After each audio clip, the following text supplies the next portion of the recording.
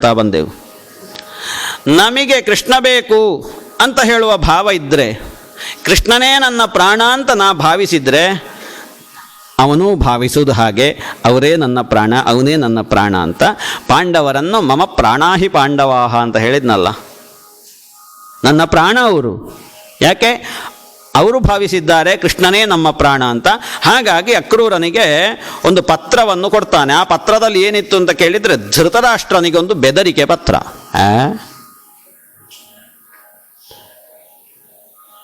ಬರದ ಆವಾಗ ಈ ಕೌರವ ಪಾಂಡವರ ಮಧ್ಯದಲ್ಲಿ ಈ ಮಾತ್ಸರ್ಯ ಕೌರವನಿಗೆ ಅಧಿಕವಾಗಿ ಪಾಂಡವರನ್ನು ಕೀಳು ಮಟ್ಟದಲ್ಲಿ ನೋಡ್ತಾ ಇದ್ದ, ಪಾಂಡವರನ್ನು ನಾಶ ಮಾಡಬೇಕು ಅಂತ ಹವಣಿಸ್ತಾ ಇದ್ದ. ಅದಕ್ಕೆ ಈ ಧೃತರಾಷ್ಟ್ರನ ಬೆಂಬಲ ಇತ್ತು. ಅದು ಕೃಷ್ಣನಿಗೆ ಗೊತ್ತಾಯಿತು. ನಾವೇನು ಮಾಡಿದರೂ ಕೂಡ ಕೃಷ್ಣನಿಗೆ ಗೊತ್ತಾಗ್ತದೆ. ಬಾಗಿಲ ಎಡೆಯಲ್ಲಿ ನಿಂತು ಬಾಳೆಹಣ್ಣು ತಿಂದರೂ ಕೂಡ ಕೃಷ್ಣನಿಗೆ ಗೊತ್ತಾಗ್ತದೆ. ಯಾರಿಗೂ, ಮಾತಾಜಿಗೂ ಕಾಣಬಾರದು, ಅಧ್ಯಾಪಕರಿಗೂ ಕಾಣಬಾರದು ಅಂತ ನಾವು ಮೆಲ್ಲ ತಿನ್ನೋದು. ಆದರೆ ಎರಡೂ ಆಗಿರುವ ಅವನಿಗೆ ಗೊತ್ತಾಗ್ತದೆ ನಾವು ಎಲ್ಲಿ ಏನು ತಿಂದರೂ ಕೂಡ ಜಾಗೃತ ಬೇಕು. ಹಾಗಾಗಿ ಮೊದಲು ನೀವು ಏನು ಬೇಕಾದರೂ ತಿನ್ನಿ, ಬಾಳೆಹಣ್ಣು ತಿನ್ನಿ, ಮಾವಿನ ಹಣ್ಣು ತಿನ್ನಿ, ಹಲಸಿನ ಹಣ್ಣು ತಿನ್ನಿ, ಅದರಲ್ಲೊಂದು ಅರ್ಧ ಅವನಿಗೆ ಕೊಟ್ಟು ಬಿಡಿ ಮೊದಲು. ಮತ್ತೆ ನಿಮ್ಮ ರಗಳೆಗೆ ತಂಟೆಗೆ ಬರೋದಿಲ್ಲ ಅವ. ಇಲ್ಲದಿದ್ದರೆ ಬಿಡಲಿಕ್ಕಿಲ್ಲ ಅವ. ಅವನಿಗೆ ಕೊಟ್ಟು ಬಿಡಿ. ಆ ಹಣ್ಣು ಮಾರುವವಳು ನಿನ್ನೆ ಕೊಟ್ಟಲಲ್ಲ, ಎಂಥದ್ದು? ಹಾಗಾಗಿ ಅವನಿಗೆ, ಈ ಹಣ್ಣು ಮಾರುವವಳಿಗೆ ಬೇಕಾದ್ದನ್ನೆಲ್ಲ ಕೊಟ್ಟ. ನಿಮಗೆ ಬೇಕಾದ್ದೆಲ್ಲ ಬೇಕು ಅಂತ ಆದರೆ ನಿಮ್ಮ ಕೈಯಲ್ಲಿದ್ದನ್ನು ಸ್ವಲ್ಪ ಆದರೆ ಅವನಿಗೆ ಕೊಡಿ. ಧೃತರಾಷ್ಟ್ರನಿಗೆ ಬರೆದ ಪತ್ರ. ಏಯ್ ಧೃತರಾಷ್ಟ್ರ, ಪಾಂಡವರನ್ನು ನಿನ್ನ ಮಕ್ಕಳ ಹಾಗೆ ನೀನು ನೋಡಿಕೊಳ್ಳತಕ್ಕದ್ದು, ಮಸ್ಟ್ ಆ್ಯಂಡ್ ಶುಡ್. ಒಂದು ವೇಳೆ ಹೆಚ್ಚು ಕಮ್ಮಿ ಮಾಡಿ ನೀವು ಪಾಂಡವರಿಗೆ ಮತ್ತು ಕೌರವರ ಮಧ್ಯದಲ್ಲಿ ತಾರತಮ್ಯ ಮಾಡಿದಿ, ನಿನ್ನ ಪ್ರೀತಿ ಪಾಂಡವರಿಗೆ ಕಡಿಮೆ ಆಯಿತು, ಕೌರವರಿಗೆ ಜಾಸ್ತಿ ಆಯಿತು, ಇದರಲ್ಲಿ ಏನಾದರೂ ಪಾಂಡವರಿಗೆ ನೋವಾಯಿತು, ಬೇಸರ ಆಯಿತು, ನೀನು ಅವರಿಗೆ ಅಪರಾಧವನ್ನು, ಅನಾಚಾರವನ್ನು ಮಾಡ್ತಾ ಇದ್ದಿ ಮಕ್ಕಳ ಜೊತೆಗೆ ಸೇರಿ, ಮಕ್ಕಳಿಗೆ ಬುದ್ಧಿ ಹೇಳುವುದಿಲ್ಲ ಕೌರವರಿಗೆ ಅಂತ ಆದರೆ ಬಿ ಕೇರ್ಫುಲ್. ಕಂಸನಿಗಾದ ಗತಿ ನಿನಗಾದೀತು, ನೆನಪಿಟ್ಟುಕೋ ಅಂತ ಒಂದು 4 ವಾಕ್ಯದ ಪತ್ರವನ್ನು ಅಕ್ರೂರ ಬಾಗಿ, ಈಗ ಇದನ್ನು ತೆಕ್ಕೊಂಡೋಗಿ ಧೃತರಾಷ್ಟ್ರನಿಗೆ ಹಸ್ತಿನಾವತಿಯಲ್ಲಿ ಕೊಡಬೇಕು. ಆಯಿತು ಸ್ವಾಮಿ, ತೆಕ್ಕೊಂಡು ಹೋದ ಅಕ್ರೂರ. ಹೋಗಿ ಅಲ್ಲಿ ಕುಂತಿ ಅವರು ಇವರೆಲ್ಲ ಪಾಂಡವರೆಲ್ಲ ಸಿಕ್ಕಿದ್ರು, ಮಾತಾಡಿ ಈ ಪತ್ರವನ್ನು ಕೊಟ್ಟ. ಪತ್ರವನ್ನು ಕೊಟ್ಟಾಗುವಾಗ ಧೃತರಾಷ್ಟ್ರ ಓದಿದ ಅದನ್ನು ಚಂದ ಮಾಡಿ. ನೋಡುವಾಗ ಇದು ಕೃಷ್ಣನ ಪತ್ರ. ಇವನಿಗೆ ಮಕ್ಕಳ ಮೇಲಿರುವ ವಾತ್ಸಲ್ಯವನ್ನು ಬಿಡ್ಲಿಕ್ಕೆ ಆಗ್ತದ? ಮಕ್ಕಳನ್ನು ಸರಿ ಮಾಡಬೇಕು ಅಂತ ತಲೆಗೆ ಹೋಗುವುದಿಲ್ಲ. ಅವರು ಹಾಳು ದಾರಿಯನ್ನು ಹಿಡಿದು ಹಾಳಾಗಿ ಹೋಗಿದೆ. ತನ್ನ ಮಕ್ಕಳನ್ನು ಸರಿ ಮಾಡಬೇಕು ಅಂತ ಅವನಿಗೆ ಅಪ್ಪನಿಗೆ ಅನಿಸ್ಲಿಲ್ಲ. ಎಂಥ ಅಪ್ಪ ಬೆಪ್ಪ. ಮಕ್ಕಳು ಏನು ಮಾಡ್ತಾರೆ ಕೆಟ್ಟದ್ದನ್ನು, ಅದಕ್ಕೆ ಅಷ್ಟು ಕೊಡುವ. ಅದನ್ನು ನೋಡಿ ಅವ ಎಂಥ ದೊಡ್ಡ ಒಂದು ಅಪ್ಪ ನೋಡಿ. ಅವ ಈಶ್ವರಸ್ಯ ವಿಧಿಂಕೋನು ವಿಧುನೋತಿ ಅನ್ಯಥಾ ಪುಮಾನ್. ಏನು ಮಾಡುವುದು ಅಕ್ರೂರ, ಎಲ್ಲ ದೈವ ಸಂಕಲ್ಪ. ನಮ್ಮ ಕೈಯಲ್ಲಿ ಎಂತ ಇದೆ, ನಾವು ಹೇಳುದಾಗಲ್ಲ, ನಮ್ಮ ಕೈಲಿ ಎಂತ ಇದ್ದು ಎಲ್ಲ ಅವನ ಕೈಯಲ್ಲಿ ಇರುವುದು. ಈ ಧೃತರಾಷ್ಟ್ರ ಆ ಮಟ್ಟಕ್ಕೆ ಏರಿ ಹೋಗಿದ್ದಾನೆ. ಒಂಥರ ತ್ಯಾಗ, ಎಲ್ಲವನ್ನು ಬಿಟ್ಟು. ನಮ್ಮ ಕೈಯಲ್ಲಿ ಏನಿಲ್ಲ, ಅದೆಲ್ಲವೂ ಕೂಡ ಅವನ ಕೈಯಲ್ಲಿರುವುದು. ಈಶ್ವರ ವಿಧಿಯದು, ಭಗವತ್ ಸಂಕಲ್ಪ. ಯಾಕೆ ಕೇಳಿದರೆ ಅವನೇ ಭೂಮಿಯಲ್ಲಿ ಭಾರ ಕಡಿಮೆ ಮಾಡಲಿಕ್ಕೆ ಅಂತ ಇಳಿದು ಬಂದಿದ್ದಾನೆ. ನಮ್ಮ ಕೈಯಲ್ಲಿ ಏನಾಗುವುದಿಲ್ಲ, ಅದು ಏನಾಗಬೇಕು ಅದಾಗಿಯೇ ಆಗ್ತದೆ. ನೋಡಿ, ಅವನಿಗೆ ಅರ್ಥ ಆಗಿತ್ತು, ಇದು ಸರಿಯಾಗುವ ಜಾತಿಯಲ್ಲ ಈ ಮಕ್ಕಳು ಅಂತ. ಭೂಮಿಗೆ ಭಾರ ಅಂತ ಅವನಿಗೆ ಗೊತ್ತಾಗಿತ್ತು. ನೋಡಿ, ಕೌರವರು 2ನೇ ಮಾತಲ್ಲೇ ಹೇಳ್ತಾನೆ, ಭೂಮಿಯ ಭಾರವನ್ನು ಇಳಿಸುವುದಕ್ಕೋಸ್ಕರ ಇದೇ ಈ ಪತ್ರ ಬರೆದವನು ಇಳಿದದ್ದು ಅಂತ. ಅದನ್ನು ಹಾಗೆ ತೆಕ್ಕೊಂಡು ಹೋಗಿ ರಾಮಕೃಷ್ಣರಿಗೆ ಅಕ್ರೂರ ಹೇಳ್ತಾನೆ. ಸರಿ ಆಯಿತು, ನೋಡುವ ಮುಂದೆ ದಿನ ಬಂದಾಗ ಗೊತ್ತಾಗ್ತದೆ ಅಂತ ಹೇಳಿ ಅಲ್ಲಿಂದ ಅಕ್ರೂರ ಮನೆಗೆ ಹೋದ. ಇಲ್ಲಿ ಕಂಸ ಸತ್ತು ಹೋಗಿದ್ದಾನೆ. ಕಂಸನ 2 ಜನ ಹೆಂಡತಿಯರು ಅಸ್ಥಿ ಮತ್ತು ಪ್ರಾಪ್ತಿ ಅಂತ ಅವರಿಗೆ ಹೆಸರು. ಅವರು ವಿಧವೆಯರಾದರು. ಇನ್ನೇನು ಮಾಡಬೇಕು? ಅಪ್ಪನ ಮನೆಗೆ ಬರಬೇಕು. ಎಲ್ಲಿ ಅಪ್ಪನ ಮನೆ? ಜರಾಸಂಧನ ಹೆಣ್ಮಕ್ಳವರು. ಜರಾಸಂಧನ 2 ಮಕ್ಕಳವರು. ಅವರನ್ನು ಕಂಸ ಒಳ್ಳೆ ಹುಡುಗ ಅಂತ ಹೇಳಿ ಕೊಟ್ಟದ್ದು. ಇದು ಹೀಗಾಗ್ತದೆ ಅಂತ ಯಾರಿಗೆ ಗೊತ್ತು? ಅವರ ಅಪ್ಪನ ಮನೆಗೆ ಬಂದರು. ಅಪ್ಪನ ಮನೆಗೆ ಬಂದು ಅಪ್ಪನಿಗೆ ಎಲ್ಲ ಸಂಗತಿಗಳನ್ನು ಹೇಳ್ತಾರೆ ಇಬ್ಬರು ಕೂಡ. ಗಂಡನನ್ನು ಕಂಸನನ್ನು ಕೃಷ್ಣ ಕೊಂದು ಬಿಟ್ಟಪ್ಪ ಅಂತ. ಸತದ ಪ್ರಿಯಮಾಕರ್ಣ್ಯ ಶೋಕ ಮರುಷಯುತೋ ನೃಪ. ಅವನಿಗೊಂದು ಸಿಟ್ಟು ಬಂತು ಜರಾಸಂಧನಿಗೆ. ಅಯಾದವೀಂ ಮಹೀಂ, ಇನ್ನು ಮುಂದೆ ಈ ಭೂಮಂಡಲದಲ್ಲಿ ಯಾದವರೇ ಇರಬಾರದು ಅಂತ ಸಂಕಲ್ಪ ಮಾಡಿದ. ಮಾಡ್ತೇನೆ ಈಗ ಇದಕ್ಕೆ. ಕೃಷ್ಣ ಕೊಂದದ್ದಲ್ಲ, ಇನ್ನು ಇಡೀ ಮಣ್ಣಿನಲ್ಲಿ, ಈ ಭೂಮಂಡಲದಲ್ಲಿ ಕೃಷ್ಣ ಸಂತತಿಯೇ ಇರಬಾರದು ಅಂತ ಸಂಕಲ್ಪ ಮಾಡಿದ. ಪವಿತ್ರ ತೊಟ್ಟ. 20 ಅಕ್ಷೌಹಿಣಿ ಸೇನೆಯನ್ನು ಸೇರಿಸಿ ಕೃಷ್ಣನ ಮೇಲೆ ಯುದ್ಧಕ್ಕೆ ಹೋದ.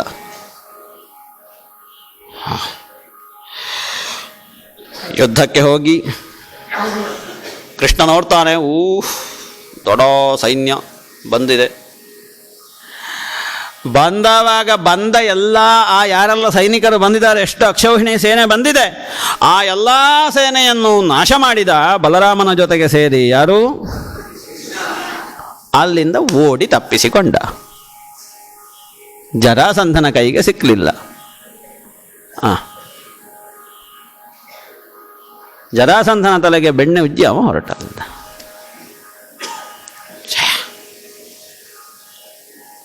ದಂಡಾಯಿತು ನೋಡಿ. ಎಷ್ಟು ಸಹಸ್ರ ಲಕ್ಷ ಸಂಖ್ಯೆಯಲ್ಲಿ ಸೈನಿಕರೆಲ್ಲ ಹತರಾದರು. ಚಿಂತೆಯಾಮಾಸ.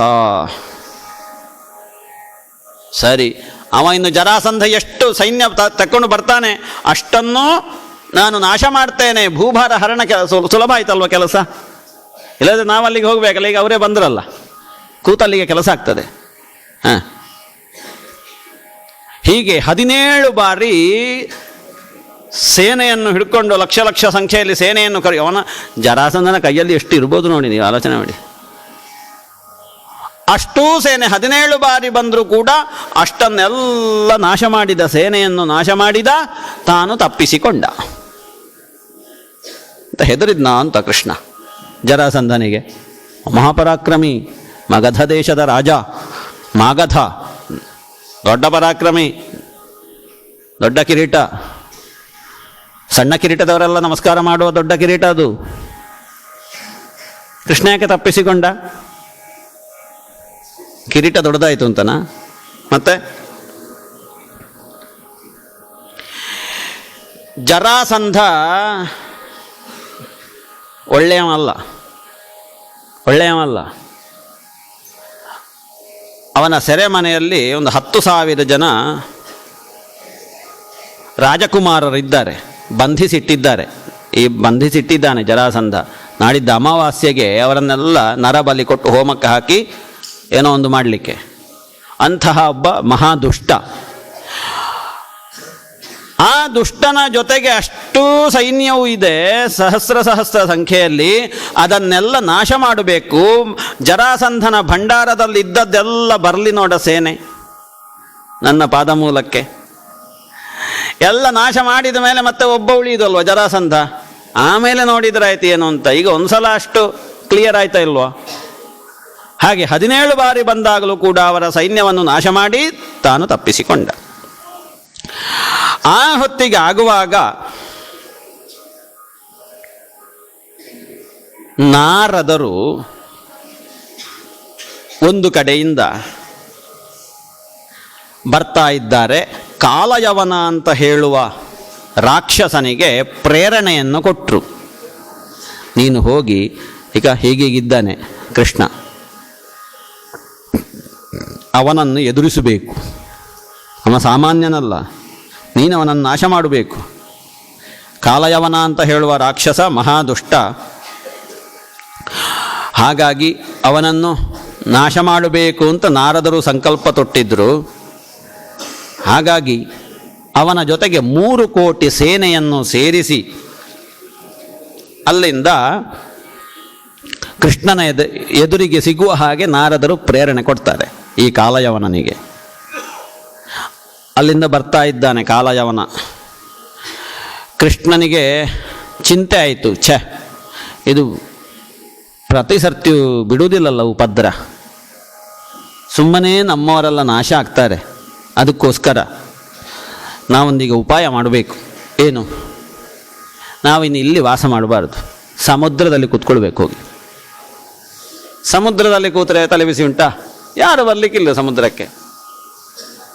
ಸಮುದ್ರದಲ್ಲಿ ಮನೆ ಕಟ್ಟಿಕೊಳ್ಬೇಕು ಅಂತ ಹೇಳಿ. ಯಾಕೆ ಕೇಳಿದರೆ ಈ ಜರಾಸಂಧ ಇವನ ಮೇಲೆ ನಂಬಿಕೆ ಇಲ್ಲ. ಇವತ್ತಲ್ಲದಿದ್ದು ನಾಳೆ ಆದರೂ ಬಂದಾಗುವಾಗ ನಮ್ಮವರೆಲ್ಲ ಅಂತೆ ಹಾಳಾಗುವುದಲ್ವಾ, ನಾಶ ಆಗುವುದಲ್ವಾ ಅಂತ ಹೇಳಿ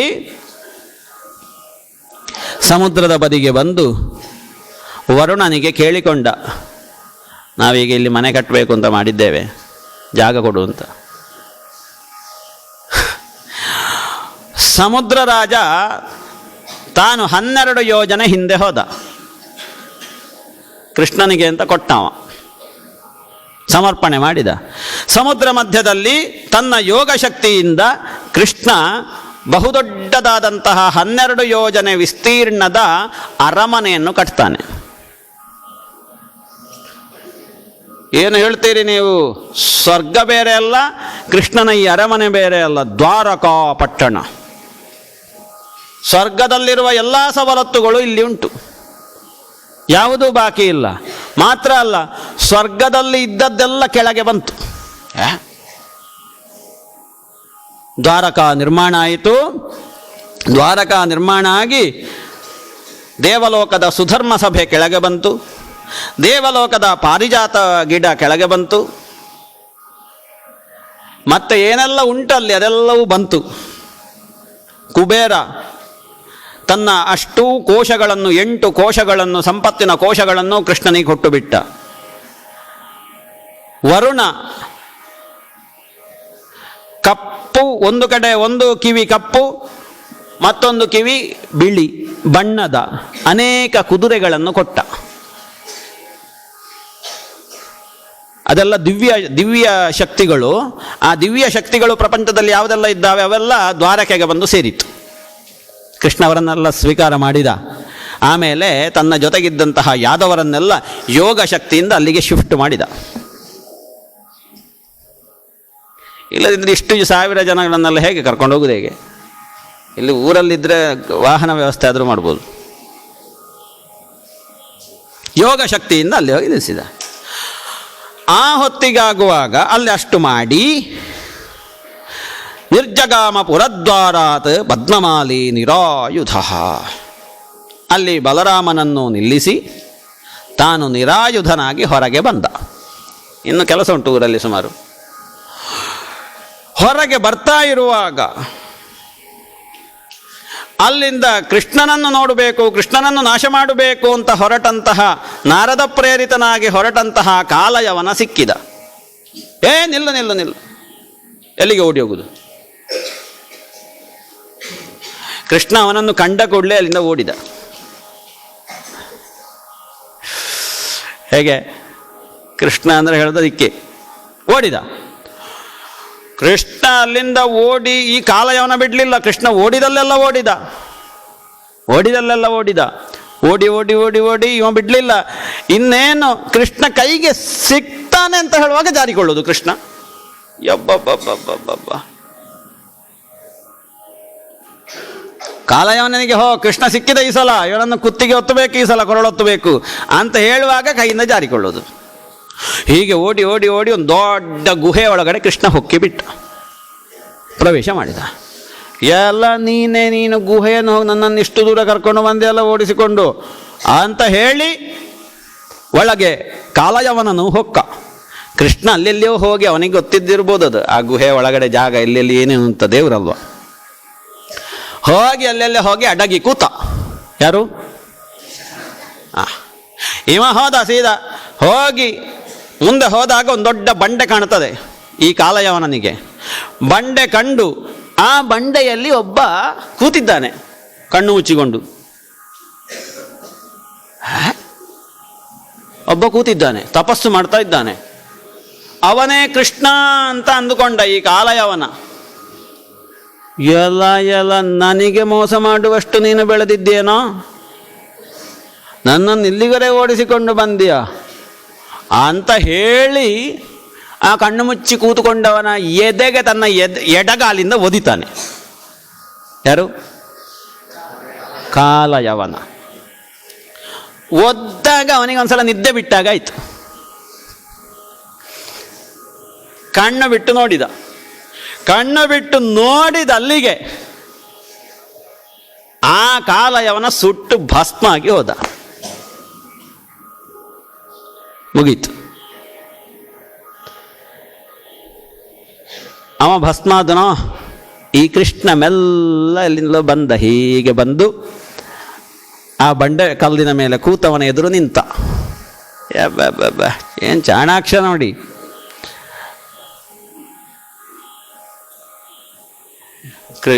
ಕೃಷ್ಣನಷ್ಟು ಚಾಣಾಕ್ಷತನ ಯಾರಿಗೂ ಇಲ್ಲ. ನಾವು ಮಹಾಭಾರತದಲ್ಲಿ ನೋಡ್ತೇವೆ, ಅವನಂತಹ ಒಬ್ಬ ಅದ್ಭುತ ಮುತ್ಸದ್ದಿ. ಎಲ್ಲಿ ಯಾರ ಜೊತೆಗೆ ಹೇಗೆ ಮಾತಾಡಬೇಕು, ಎಲ್ಲಿ ಏನು ಮಾಡಬೇಕು, ಹೇಗೆ ವ್ಯವಹರಿಸಬೇಕು ಎಲ್ಲವೂ ಕೂಡ ಅವನಿಗೆ ಗೊತ್ತು. ಸರ್ವತಂತ್ರ ಸ್ವತಂತ್ರ ಅಲ್ವಾಮ ಭಗವಂತ. ಈ ವ್ಯಕ್ತಿಯ ಮುಂದೆ ಬಂದು ನಿಂತ. ಈ ವ್ಯಕ್ತಿಗೆ ಆಶ್ಚರ್ಯ ಆಯಿತು. ಯಾರದು ವ್ಯಕ್ತಿ? ಯಾರದು ವ್ಯಕ್ತಿ? ಇಕ್ಷ್ವಾಕು ವಂಶದ ಮಾಂಧಾತ ಹೇಳುವ ರಾಜನ ಮಗ ಮುಚುಕುಂದ ಅಂತ ಅವನಿಗೆ ಹೆಸರು. ಈ ಮುಚುಕುಂದನ ಎದುರು ಮುಕುಂದ ಬಂದು ನಿಂತ. ಮುಕುಂದ ಯಾರು? ಮುಚುಕುಂದ ಯಾರು? ಮಾಂಧಾತನ ಮಗ. ಇವತ್ತು ನಿನ್ನೆಲ್ಲ ಈ ಬಂಡೆ ಮೇಲೆ ಕೂತು ವಿಶ್ರಾಂತಿಯನ್ನು ಪಡೆಯುತ್ತಾ ಇರುವುದು ಕೆಲವು ಸಾವಿರ ವರ್ಷ ಆಯಿತು. ಹೌದು, ಮಹಾಪರಾಕ್ರಮಿಯಾಗಿದ್ದ. ಹಾಗಾಗಿ ದೇವತೆಗಳಿಗೆ ದೇವಲೋಕದಲ್ಲಿ ಭೂಲೋಕದಲ್ಲಿ ಯಾರೆಲ್ಲ ಪರಾಕ್ರಮಿಗಳಿದ್ದಾರೆ ಅಂತ ಅವರಲ್ಲಿ ಲಿಸ್ಟ್ ಉಂಟು. ಅವರಿಗೇನಾದರೂ ಸಮಸ್ಯೆ, ರಾಕ್ಷಸರು ಬಾಧೆ ಕೊಡುವಾಗ ಈ ಅವರ ಲಿಸ್ಟಿನಲ್ಲಿರುವ ಭೂಲೋಕದ ಪರಾಕ್ರಮಿಗಳಿಗೊಂದು ಮೆಸೇಜ್ ಬರ್ತದೆ, ನೀವು ಬರಬೇಕು ಅಂತ. ಹಾಗಾಗಿ ಅಂತಹ ಭೂಲೋಕದಲ್ಲಿರುವ ಪರಾಕ್ರಮಿಗಳು ಆಗಾಗ ದೇವಲೋಕಕ್ಕೆ ಹೋಗ್ತಾ ಇದ್ದರು. ನಮಗೆ ಯಾರಿಗಾದರೂ ಬಂದಿದ ಕರೆ? ಹೋಗಿ ಬಂದವರಿದ್ದೀರಾ? ಯಾಕೆ? ನಾವು ಪರಾಕ್ರಮಿಗಳಾಗಬೇಕು, ಆವಾಗ ಕರೆ ಬರ್ತದೆ. ನೋಡಿಬೇಕಾದ್ರೆ ಈ ವರ್ಷ ಒಂದು ಸಾಧನೆ ಮಾಡಿ ಪರಾಕ್ರಮ ಒಂದು ಸಂಪಾದನೆ ಮಾಡಿಕೊಳ್ಳಿ, ಬರುವ ವರ್ಷ ಇದೇ ಸಮಯಕ್ಕೆ ಅಲ್ಲಿಂದ ಒಂದು ಕರೆ ಬರ್ತದೆ, ಬನ್ನಿ ಅಂತ. ಪುನಃ ಬರ್ಬೋದು, ಬರ್ಲಿಕ್ಕಾಗ್ತದೆ. ಈಗ ಇವರೆಲ್ಲ ಬರಲಿಲ್ವ ಹೋಗಿ? ದಶರಥ ಯಾರು? ದಶರಥ ಯಾರು? ಅವ ಹೋಗ್ತಾ ಇರಲಿಲ್ವಾ? ಹೋಗಿ ಬರಲಿಲ್ವಾ? ಯಾಕೆ? ಅವ ಭೂಲೋಕದಲ್ಲಿ ಒಬ್ಬ ಮಹಾಪರಾಕ್ರಮಿ. ನಮಿಗೂ ಹಾಗೆ ಕರೆ ಬರಬೇಕು, ಮೆಸೇಜ್ ಬರಬೇಕು ಅಂತ ಆದರೆ ಎಲ್ಲಿಂದ? ದೇವಲೋಕದಿಂದ ಬರಬೇಕು ಅಂತಾದರೆ ನಾವು ಪರಾಕ್ರಮಿಗಳಾಗಬೇಕು. ನಾವು ಅಲ್ಲಿಗೆ ಹೋಗುವ ಎಂಟ್ರೆನ್ಸ್ ಸರ್ಟಿಫಿಕೇಟನ್ನು ಪಡ್ಕೊಳ್ಳಿರಬೇಕು. ಎಂಟ್ರೆನ್ಸ್ ಪರೀಕ್ಷೆ ಆಗಬೇಕು, ಅದರಲ್ಲಿ ನಾವು A+ಅಲ್ಲಿ ಪಾಸ್ ಆಗಿರಬೇಕು. ಅವರೊಂದು ಪ್ರಮಾಣ ಪತ್ರ ಕೊಟ್ಟಿರಬೇಕು. ಆ ಪ್ರಮಾಣ ಪತ್ರದ ಪ್ರತಿ ನಮ್ಮ ಹತ್ರ ಇರಬೇಕು. ಅವರಲ್ಲಿ ಇರ್ತದೆ ಆ ಲಿಸ್ಟು, ಒರಿಜಿನಲ್ ಕಾಪಿ ಅವರ ಹತ್ರ ಇರ್ತದೆ. ನಾವಲ್ಲಿ ಮೆಲ್ಲ ತಪ್ಪಿಸಿ ನನಗೆ ಎಕ್ಸಾಮ್ ಆಗಿದೆ ಅಂತ ಹೇಳಿದ ಅಲ್ಲಿ ಹೋಗೋಂಗಿಲ್ಲ, ಅವ್ರಿಗೆ ಗೊತ್ತಾಗ್ತದೆ. ಆ ಸಾಧನೆಯನ್ನು ನಾವು ಮಾಡಬೇಕು. ಅದಕ್ಕೋಸ್ಕರ ಈ ಕೃಷ್ಣ ಕಥಾವಾಹಿನಿ ಅಂತ ಪ್ರತಿ ವರ್ಷ ಇಂಥದ್ದೊಂದು ಎಂಟ್ರೆನ್ಸ್ ಎಕ್ಸಾಮ್ ಇದು. ಯಾಕೆ ಅಲ್ಲಿಂದ ಕರೆ ಬರಬೇಕು, ಅಲ್ಲಿಗೆ ನಾವು ಹೋಗಬೇಕು, ಅವರಿಗೆ ಸಹಾಯ ಮಾಡಬೇಕು, ಪುನಃ ಇಲ್ಲಿಗೆ ಬರಬೇಕು. ಈ ಮಾಂಧಾತೃತನಯನಾದಂತಹ ಮುಚುಕುಂದ ಅವ ಬಹುದೊಡ್ಡ ರಾಜರ್ಷಿ. ಹೊರಗಿಂದ ಕೇವಲ ಸಾಧನೆ ಅಲ್ಲ, ಒಳಗಿಂದಲೂ ಸಾಧನೆ ಮಾಡಿದವ, ಅಂತರಂಗದಿಂದಲೂ ಸಾಧನೆಯನ್ನು ಮಾಡಿದವ. ಹಾಗಾಗಿ ಕ್ಷತ್ರಿಯನಾಗಿದ್ದರೂ ಅವ ಋಷಿತುಲ್ಯನಾದ ಜೀವನವನ್ನು ನಡೆಸುತ್ತಾ ಇದ್ದವನು. ಅವನು ಒಂದ್ಸಲ ದೇವತೆಗಳಿಂದ ಕರೆ ಬಂತು ಅಂತ ರಾಕ್ಷಸರನ್ನು ನಾಶ ಮಾಡುವುದಕ್ಕೆ, ದೇವತೆಗಳ ಮೇಲೆ ಆಕ್ರಮಣ ಮಾಡಿದಂತಹ ರಾಕ್ಷಸರನ್ನು ನಾಶ ಮಾಡುವುದಕ್ಕೆ ದೇವಲೋಕಕ್ಕೆ ಹೋದವ. ಅಲ್ಲಿ ಎಲ್ಲ ಆಯಿತು. ಆಮೇಲೆ ನಾನು ಇನ್ನು ಕೆಳಗೆ ಹೋಗ್ತೇನೆ ಅಂತ ಹೇಳುವಾಗ ದೇವತೆಗಳು ಹೇಳಿದರು, ಕೆಳಗಿನ್ನೆಂಥದ್ದು ಹೋಗುದು, ಈಗ ನಿನ್ನ ಕಾಲದವರು ಯಾರು ಕೂಡ ಭೂಲೋಕದಲ್ಲಿಲ್ಲ, ಎಲ್ಲ ಗತಿಸಿ ಸತ್ತು ಹೋಗಿ ಎಷ್ಟೋ ವರ್ಷ ಆಯಿತು. ಈಗ ನೀನಲ್ಲಿ ಕೆಳಗೆ ಹೋದರೆ ಯಾರೂ ಸಿಕ್ಲಿಕ್ಕಿಲ್ಲ ನಿಮಗೆ ನಿನ್ನವರು ಅಂತ. ಓ ಹೌದಾ? ಯಾಕೆ ಅದು? ನಮ್ಮ ಇಲ್ಲಿಯ ದಿನಮಾನಕ್ಕೂ ದೇವಲೋಕದ ದಿನಮಾನಕ್ಕೂ ತುಂಬ ವ್ಯತ್ಯಾಸಗಳು. ಅದನ್ನು ಇನ್ನೊಂದು ದಿವಸ ಹೇಳುವ. ಅಲ್ಲಿಯ ದಿನಮಾನಕ್ಕೂ ಇಲ್ಲಿಯ ದಿನಮಾನ ಕಾಲಗಣನೆಗೆ ಎಷ್ಟು ವ್ಯತ್ಯಾಸಗಳು ಅಂತ ತುಂಬ ಚಂದವಾಗಿ ಅದನ್ನು ವಿವರಿಸಿದ್ದಾರೆ.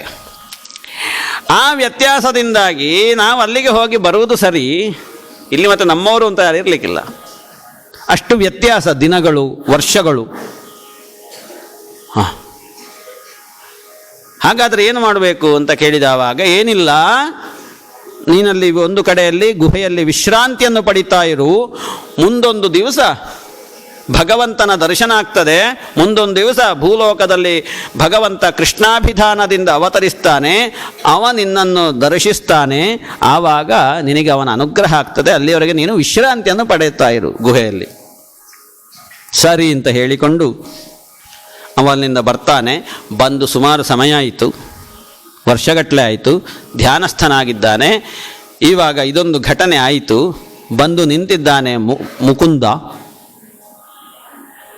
ಇವನನ್ನು ನೋಡಿದವಾಗ ಈ ಮುಚುಕುಂದನಿಗೆ ಆಶ್ಚರ್ಯ ಆಗ್ತದೆ. ಯಾರು ನೀನು ಅಂತ ಕೇಳ್ತಾನೆ. ದೇವಲೋಕದಿಂದ ಇಳಿದವರ ಕಾಣುತ್ತದೆ, ಯಾರು ನೀನು ಅಂತ. ಆವಾಗ ಕೃಷ್ಣ ಕೇಳ್ತಾನೆ, ನೀ ಯಾರು ಅಂತ. ನಾವು ಹೀಗೆ ಇಕ್ಷ್ವಾಕು ವಂಶದವರು, ನನ್ನ ಅಪ್ಪಯ್ಯ ಮಾಂಧಾತ ಅಂತ ಇದ್ದ ಒಬ್ಬ, ಅವನ ಮಗ ನಾನು ಮುಚುಕುಂದ. ಹೀಗೀಗೆ ಆಯಿತು, ಸುಮಾರು ಸಮಯ ಆಯಿತು ಇಲ್ಲಿ ನಿದ್ದೆ ಮಾಡ್ತಾ ಇರೋದು. ಈಗಷ್ಟೇ ಒಬ್ಬ ನನ್ನಿಂದ ಭಸ್ಮವಾಗಿ ಹೋದ, ಆದರೆ ನೀನು ಏನೂ ಆಗಲಿಲ್ಲಲ್ಲ, ಹೀಗೆ ಇದೆಯಾ? ಆವಾಗ ಹೇಳ್ತಾನೆ ಕೃಷ್ಣ, ನೋಡಪ್ಪ, ಬಹಳ ಸಂತೋಷ ಆಯಿತು ನಿನ್ನನ್ನು ಕಂಡು. ನನಗೆ ನೀನು ಯಾರು ಅಂತ ಕೇಳಿದೆಯಲ್ಲ ನನ್ನ ಹತ್ರ, ನನಗೆ ಜನ್ಮ ಕರ್ಮ ಇದೆಲ್ಲ ಬೇಕಾದಷ್ಟು ಉಂಟು. ಹಾಗೆ ಅಂತ ಲೆಕ್ಕಕ್ಕೆ ಸಿಗಲಿಕ್ಕಿಲ್ಲ ಅದು. ನನ್ನನ್ನು ಕೆಲವರು ಕೃಷ್ಣ ಅಂತ ಕರೀತಾರೆ, ಕೆಲವರು ವಾಸುದೇವ ಅಂತ ಕರೀತಾರೆ. ಇನ್ನು ಹೆಸರು ನನಗೆ ಅಸಂಖ್ಯವಾದುಂಟು. ಆ ಕೃಷ್ಣ, ಈಗ ನಾನು ಕೃಷ್ಣ ಹೇಳುವ ಹೆಸರಿನಿಂದ ಇಲ್ಲಿ ಅವತರಿಸಿ ಬಂದಿದ್ದೇನೆ ಅಂತ ಹೇಳಿ ಹಿಂದಿನ ಎಲ್ಲ ಸಂಗತಿಗಳನ್ನು ಹೇಳುವಾಗ ಇವನಿಗೆ ದೇವತೆಗಳು ಹೇಳಿದ್ದು ನೆನಪಾಯಿತೋ.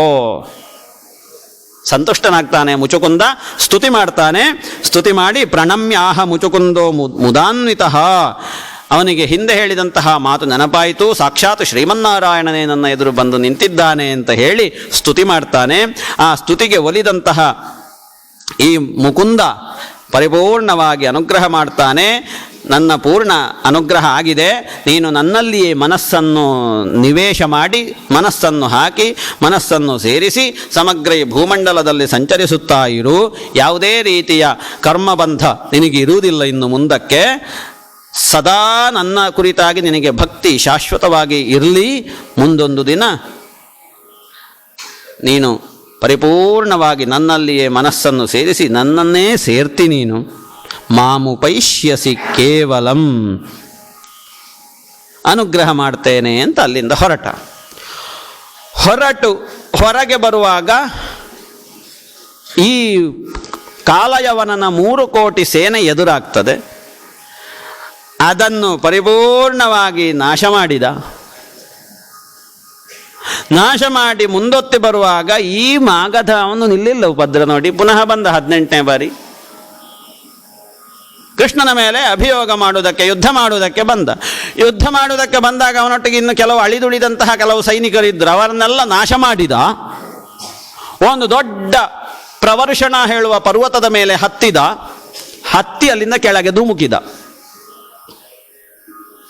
ದೊಡ್ಡ ಪರ್ವತ, ಆ ಪರ್ವತದ ಕೆಳಗೆ ಈ ಕೃಷ್ಣ ಧುಮುಕಿ ಎಲ್ಲಿಯೋ ಹೋಗಿ ಮಾಯಾದ. ಈ ಬುದ್ಧಿ ಇಲ್ಲದ ಜರಾಸಂಧ ಏನು ಮಾಡಿದ, ಇನ್ನು ಕೃಷ್ಣ ಇಲ್ಲಿ ಇನ್ನು ಬರಬಾರದು, ಪರ್ವತ ಹತ್ತಿದಾನಲ್ಲ, ಆ ಪರ್ವತಕ್ಕೆ ಬೆಂಕಿ ಕೊಟ್ಟು ಬಿಟ್ಟ. ಯಾರು? ಜರಾಸಂಧ. ಅಲ್ಲಿಂದ ಬೆಂಕಿ ಕೊಟ್ಟು ಇನ್ನು ಈ ಕೃಷ್ಣನ ಹತ್ರ ಹೋರಾಟ ಮಾಡುವುದುಂಟಲ್ಲ, ನಮಗೆ ಮರ್ಯಾದಿಲ್ಲ. ಈ ಪ್ರತಿ ಸಲವೂ ತಪ್ಪಿಸಿಕೊಳ್ಳೋರ ಜೊತೆಗೆ ನಾವು ಎಷ್ಟು ಅಂತ ಹೊಡೆದಾಟ ಮಾಡುವುದು? ಹೊಡೆದಾಟ ಮಾಡುವುದಿದ್ರೆ ಗಂಧದ ಕಲ್ಲಿನೊಟ್ಟಿಗೆ ಹೋರಾಟ ಮಾಡಬೇಕು, ಗಂಧದ ಕೊರಡಿನ ಜೊತೆಗೆ. ಇದು ಪ್ರಯೋಜನ ಇಲ್ಲ ಅಂತ ಹೇಸಿಗೆ, ಇದು ನಮ್ಮ ಮರ್ಯಾದೆ ಎಲ್ಲ ಹೋಗಲಿಕ್ಕೆ ಅಂತ ಹೇಳಿ ಅಲ್ಲಿಂದ ಮನೆಗೆ ಹೋದ ಜರಾಸಂಧ. ಇಲ್ಲಿಂದ ಮುಂದೆ ದ್ವಾರಕೆಗೆ ಬರ್ತಾನೆ. ದ್ವಾರಕೆಯಲ್ಲಿ ಇನ್ನೂ ಅನೇಕ ಈ ಥರದ ಲೀಲೆಗಳೆಲ್ಲ ನಡೀತಾ ಇರ್ತವೆ. ಆ ಸಮಯಕ್ಕಾಗುವಾಗ ಬಲರಾಮನಿಗೆ ಮದುವೆಯಾಗ್ತದೆ. ರೇವತನ ಮಗನಾದಂತಹ ರೇವತಿಯನ್ನು ಮದುವೆಯಾದ ಬಲರಾಮ. ಕೃಷ್ಣನೂ ಹಾಗೆ ಮದುವೆಯಾಗಬೇಕು ಅಂತ ಮನ ಮಾಡಿದ ಕಾಲ. ಆ ಒಂದು ಕಥೆಯನ್ನು ನಾವು ಕೇಳ್ತೇವೆ ಈಗ. ಪರೀಕ್ಷಿತ ಮಹಾರಾಜ ಪ್ರಶ್ನೆ ಮಾಡ್ತಾನೆ, ಕೃಷ್ಣ ಕುಂಡಿನಪುರದ ಭೀಷ್ಮಕ ಮಹಾರಾಜನ ಮಗಳಾದ ರುಕ್ಮಿಣಿಯನ್ನು ಮದುವೆಯಾದ ಅಂತ ನಾವು ಕೇಳಿದ್ದೇವೆ. ಆ ಪುಣ್ಯ ಕಥೆಯನ್ನು ಇನ್ನೊಮ್ಮೆ ನೀವು ಹೇಳಬೇಕು ನನಗೆ, ಇನ್ನೊಮ್ಮೆ ನಾ ಕೇಳಬೇಕು, ಅದನ್ನು ಹೇಳಿ ಅಂತ. ಸಂತೋಷ ಆಯಿತು ಪರೀಕ್ಷಿತನಿಗೆ. ಈ ಕಥೆಯನ್ನು, ರುಕ್ಮಿಣೀ ಕಲ್ಯಾಣದ ಕಥೆಯನ್ನು ಹೇಳುವುದಕ್ಕೆ ಮನ ಮಾಡ್ತಾರೆ. ರುಕ್ಮಿಣೀ ಕಲ್ಯಾಣದ ಕಥೆ ಹೇಳುವುದಿದ್ರೂ ಕೂಡ ಕೃಷ್ಣಾನುಗ್ರಹ ಬೇಕು. ಕೃಷ್ಣಧ್ಯಾನಾಸಕ್ತರಾಗಿ ಒಂದು ಕ್ಷಣ ಕೃಷ್ಣನನ್ನು ಧ್ಯಾನಿಸಿದ್ದಾರೆ. ಧ್ಯಾನಿಸಿ ಪರೀಕ್ಷಿತ ಮಹಾರಾಜನಿಗೆ ರುಕ್ಮಿಣೀ ಕಲ್ಯಾಣದ ಕಥೆಯನ್ನು ಹೇಳ್ತಾರೆ.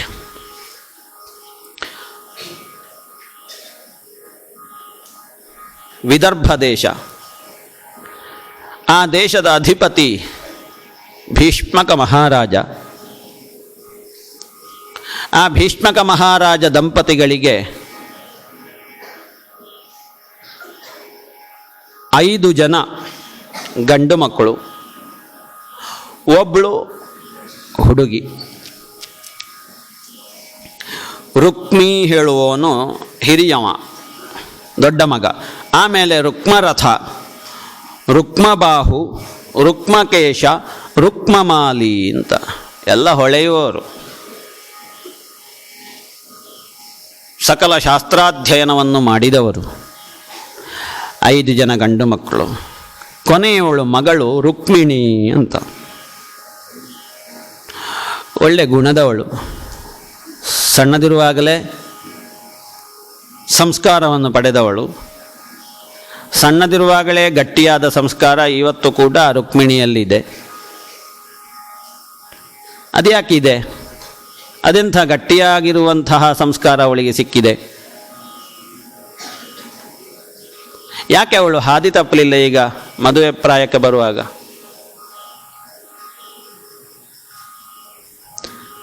ಸೋಪಶ್ರುತ್ಯ ಮುಕುಂದಸ್ಯ ರೂಪವೀರ್ಯ ಗುಣಶ್ರಿಯಃ ಗೃಹಾಗತೈರ್ಗೀಯಮಾನಾಸ್ತಮ್ಮೇನೆ ಸದೃಶಂ ಪತಿಂ.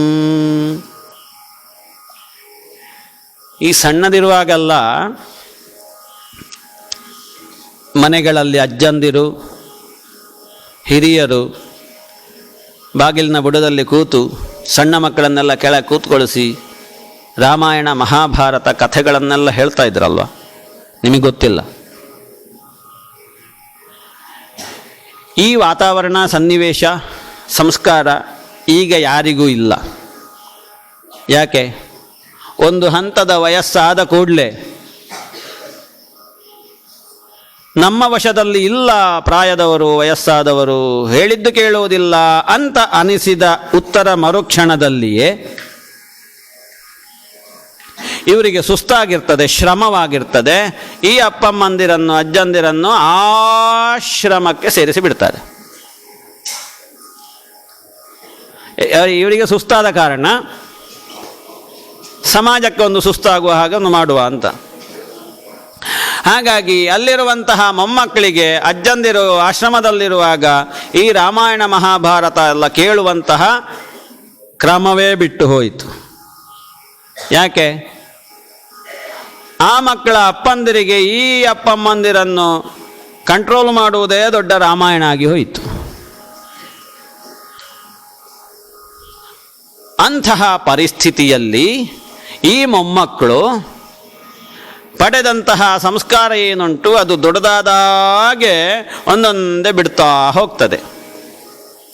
ಬಿಡ್ತಾ ಹೋಗಿ ಮುಂದೆ ಯೌವನಕ್ಕೆ ಕಾಲಿಟ್ಟಾಗ ಈ ಕಲಿತಂತಹ ಸಂಸ್ಕಾರ ಎಲ್ಲವೂ ಕೂಡ ಮರೆತು ಹೋಗಿರ್ತದೆ. ಯಾಕೆ? ಅದು ಗಟ್ಟಿಯಾದ ಸಂಸ್ಕಾರ ಆಗಿರುವುದಿಲ್ಲ.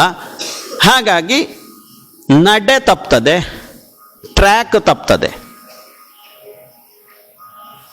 ಇವಳು ಹೇಗೆ? ಈ ರುಕ್ಮಿಣಿ ಸೋಪಶ್ರುತ್ಯ, ಅವಳ ಮನೆಗೆ ಒಬ್ಬರು ಬರ್ತಾ ಇದ್ರು, ತಿಳಿದವರು, ಸಕಲ ಶಾಸ್ತ್ರಜ್ಞರು, ಪುರಾಣ ಕಥೆಗಳನ್ನು ತಿಳಿದವರು ಬ್ರಾಹ್ಮಣರು. ಆ ಬ್ರಾಹ್ಮಣರು ನಿತ್ಯ ಬಂದು ಈ ರುಕ್ಮಿಣಿಗೆ, ಸಣ್ಣ ವಯಸ್ಸು, ನಿಮ್ಮ ಹಾಗಿರುವ ವಯಸ್ಸು, ಆ ಪ್ರಾಯದಲ್ಲಿ ಈ ಬ್ರಾಹ್ಮಣ ಬಂದು ರುಕ್ಮಿಣಿಗೆ ಕೃಷ್ಣ ಕಥೆಯನ್ನು ಹೇಳುವುದಂತೆ. ಯಾವಾಗಲೂ ಸಂಜೆ ಹೊತ್ತು ಬಂದು ಕಥೆ ಹೇಳುವುದು. ಕಥೆ ಹೇಳುವವರು ಸುಮಾರು ಜನ ಇದ್ದಾರೆ ಸಮಾಜದಲ್ಲಿ. ಕಥೆ ಕೇಳುವವರು ಹೇಗೆ ಕೇಳ್ತಾರೆ ಅದರ ಮೇಲೆ ನಮ್ಮ ಭವಿಷ್ಯದ ಚಿತ್ರಣ ರೂಪಿತವಾಗಿರ್ತದೆ. ಕಥೆ ನಿಮಗೆ ಸುಮಾರು ಜನ ಹೇಳುವುದಿಲ್ವಾ? ನನ್ನಾಗಿರುವವರು. ನೀವು ಹೇಗೆ ಕೇಳ್ತೀರಿ ಅದು ಮುಖ್ಯ. ನೀವು ನಾಳೆ ರುಕ್ಮಿಣಿಯ ಹಾಗೆ ಆಗಬೇಕು ಅಂತಾದರೆ ಹೇಗೆ ಕೇಳಬೇಕು? ನೀವು ನಾಳೆ ಧರ್ಮರಾಜನ ಹಾಗೆಯೋ ಅಥವಾ ಅಕ್ರೂರನ ಹಾಗೆಯೋ ಕುಚೇಲನ ಹಾಗೆಯೋ ಆಗಬೇಕು ಅಂತಾದರೆ ನಾವು ಕಥೆಯನ್ನು ಹೇಗೆ ಕೇಳಬೇಕು? ಆಲೋಚನೆ ಮಾಡಬೇಕು. ಈ ರುಕ್ಮಿಣಿ ಸದಾ ಈ ಬ್ರಾಹ್ಮಣ ಮುಖದಿಂದ ಕೃಷ್ಣ ಕಥೆಯನ್ನು ಕೇಳಿ ಕೇಳಿ ಕೇಳಿ ಕೇಳಿ ಕೇಳಿ ಆಗುವಾಗ, ನಾನಿನ್ನು ಮದುವೆಯಾಗುವುದಿದ್ದರೆ ಇವನನ್ನೇ ಮದುವೆಯಾಗುವುದು ಅಂತ ನಿರ್ಣಯ ಮಾಡಿ ಬಿಟ್ಲು. ನನಗೆ ಇನ್ನು ಇವನೇ ಬೇಕು ಅಂತ. ಆ ಬ್ರಾಹ್ಮಣರು ಅದೆಷ್ಟು ಚಂದದಲ್ಲಿ ಹೇಳಿರ್ಬೋದು ಆ ಕಥೆಯನ್ನು. ಇವನೇ ಬೇಕು ಅಂತ ಹೇಳುವಲ್ಲಿಯ ಮಟ್ಟಕ್ಕೆ ಆ ರುಕ್ಮಿಣಿ ಏರಿದ್ದಾಳೆ ಅಂತಾದರೆ ಆ ಕಥೆ ಅಷ್ಟು ಮನದಟ್ಟಾಗಿ ಮನ ಮುಟ್ಟುವ ಹಾಗೆ, ಅವಳ ನರ ನಾಡಿಗಳಲ್ಲಿ, ರಕ್ತದ ಕಣ ಕಣದಲ್ಲಿಯೂ ಕೂಡ ಕೃಷ್ಣ ಕಥೆ ಅನುರಣಿಸ್ತಾ ಇದ್ದಿರಬೇಕು. ಹಾಗಾಗಿ ಇಂತಹ ಕೃಷ್ಣನೇ ನನಗೆ ಬೇಕು ಅಂತ ರುಕ್ಮಿಣಿ ಅಂದುಕೊಂಡಿದ್ದಾಳೆ, ನಿರ್ಣಯ ಮಾಡಿದ್ದಾಳೆ. ನಾವು ಕೂಡ ಹಾಗೆ ನಿರ್ಣಯ ಮಾಡಲಿಕ್ಕೆ ಆಗುವುದಿಲ್ವಾ? ನಾವು ಹಾಗೆ ನಿರ್ಣಯ ಮಾಡಲಿಕ್ಕೆ ಆಗುವುದಿಲ್ವ? ಕೃಷ್ಣನೇ ಬೇಕು ಅಂತ ಪ್ರತಿ ವರ್ಷ ಹೇಳ್ತಾ ಇದ್ದೇವೆ ಕೃಷ್ಣ ಕಥೆಯನ್ನು. ಇನ್ನೂ ಕೂಡ ಕೃಷ್ಣ ಬೇಕು ಅಂತ ಅನಿಸ್ಲಿಲ್ವಾ?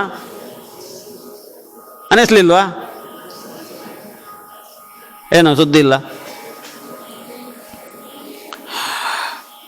ಯಾವಾಗ ನಮಗೆ ಕೃಷ್ಣ ಬೇಕು ಅಂತ ಅನಿಸ್ತದೆ ಆವಾಗ ಕೃಷ್ಣನಿಗೂ ನೀವು ಬೇಕು ಅಂತ ಅನಿಸ್ತದಂತೆ. ಈ ರುಕ್ಮಿಣಿ ಅವನನ್ನೇ ನಾನು ಮದುವೆ ಆಗುವುದು, ಅವನೇ ನನಗೆ ಬೇಕು ಅಂತ ನಿರ್ಣಯ ಮಾಡಿಟ್ಟಿದ್ದಾಳೆ. ಅತ್ತ ಕೃಷ್ಣನೂ ಕೂಡ ನನಗೆ ರುಕ್ಮಿಣಿಯೇ ಬೇಕು ಅಂತ ನಿಘಂಟು ಮಾಡಿಟ್ಟಿದ್ದಾಳೆ. ಕೃಷ್ಣಶ್ಚ ಸದೃಶೀಂ ಭಾರ್ಯಾಂ ಸಮುದ್ರೋಢುಂ ಮನೋದಧೆ. ಹಾಗೆಂತ ಕೃಷ್ಣ ರುಕ್ಮಿಣಿಯನ್ನು ನೋಡಲಿಲ್ಲ, ರುಕ್ಮಿಣಿ ಕೃಷ್ಣನನ್ನು ನೋಡಲಿಲ್ಲ. ಅದನ್ನು ಹೇಗೆ ಮಾಡಿದ್ರೋ ಗೊತ್ತಿಲ್ಲ.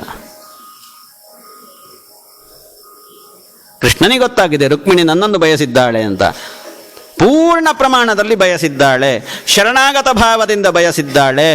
ಹಾಗಾದರೆ ನಾನು ಕೂಡ ಅವಳಿಗೆ ಸಿಗಬೇಕಲ್ವ? ಇದು ಕೃಷ್ಣ ಸಂಕಲ್ಪ, ಕೃಷ್ಣನ ನಿಶ್ಚಯ. ನಾವು ಹಾಗೆ ಮಾಡಬೇಕು. ನನಗೆ ಕೃಷ್ಣನೇ ಬೇಕು ಅಂತ ನಾವು ಯಾವಾಗ ನಿರ್ಣಯ ಮಾಡಿಬಿಟ್ಟಿರ್ತೇವೆ, ಆವಾಗ ಕೃಷ್ಣನಿಗೆ ಮನಸ್ಸಿಗೆ ಆಗದೆ ಇರ್ತದ, ನಿಮಗೆ ಸಿಗದೆ ನಾನು ಮತ್ತೆ ಯಾರಿಗೆ ಸಿಗಲಿ ಅಂತ. ಅದಾಗುವುದಕ್ಕಲ್ವ ಈ ಜಾಗ ಇರುವುದು. ಕಥೆ ಹೇಳಿ ನಿಮ್ಮನ್ನು ವ್ಯಥೆಪಡಿಸುವ ಜಾಗಗಳು ಸುಮಾರಿಲ್ವಾ? ಆದರೆ ಕಥೆ ಹೇಳಿ ವ್ಯಥೆಯನ್ನು ತೆಗೆಸುವಂತಹ ಜಾಗ ಇರುವುದು ಇಂಥದ್ದೇ ಕೆಲವು. ರುಕ್ಮಿಣಿಯ ಜೀವನದ ವ್ಯಥೆಗಳು ಏನೇ ಇದ್ದರೂ ಕೂಡ ಅದೆಲ್ಲವೂ ಕೂಡ ಈ ಕೃಷ್ಣ ಕಥೆಯಿಂದ ನಿವಾರಣೆ ಆಯಿತು.